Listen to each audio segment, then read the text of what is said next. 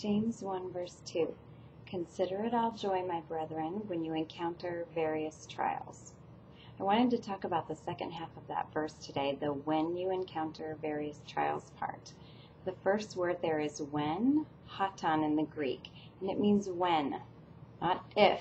Sometimes we think since we're Christians, we shouldn't really be dealing with all the hard things that happen in our lives.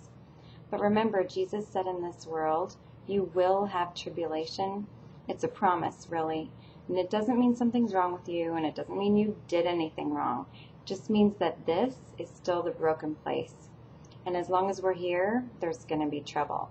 So it means when, whenever, as long as, and as soon as. Now that's a problem for me because it means I have to start considering it joy as soon as I fall into a trial. I don't get time to have a pity party. I don't have time to say, well, I'll get my attitude, straightened out later. As soon as I fall into a trial, I'm supposed to start considering it all joy.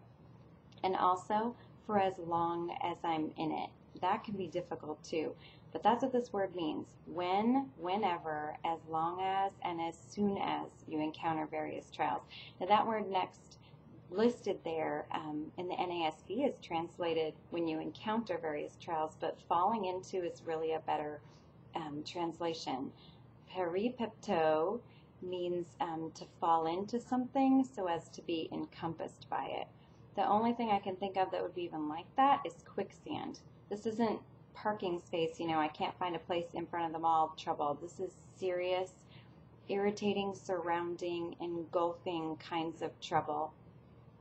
We've never probably been in quicksand. I haven't. Probably if you'd ever been in it, you might not be here watching a video right now. But from everything I've heard, the more you struggle in quicksand, the deeper you go.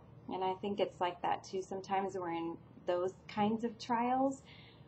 The only answer is to hold still, to get before God, and to ask Him to rescue us. Because the more we struggle, the deeper we're going to go. We have to wait for Him to rescue us and hold still in the meantime. Joyfully, of course.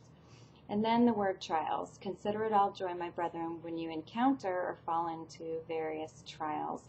The words listed there in the Bible outline, usage outline, it said an experiment, an attempt, a trial, or a proving. The trial of man's fidelity, integrity, virtue, and constancy. An enticement to sin or temptation, whether arising from desires or from outward circumstances, a temptation to sin, or an enticement to sin, or lapse from faith. Okay, now when I think of a trial, I think of a couple of really important things. First of all, somebody is being accused of something. When you're in a trial, that really can be what's happening. People are watching. You're being accused of something. Your faith is on trial before the world. In a trial, there are people observing what's going on. And there's somebody judging to decide whether you're in trouble or not. I know we feel like that sometimes, like everyone is watching, and they are. How are you going to respond to this thing or these things that are happening in your life? The other person on trial is God. People are watching to see how you react to Him, and you're trying to find out, do I really think He's faithful? Is He going to rescue me here?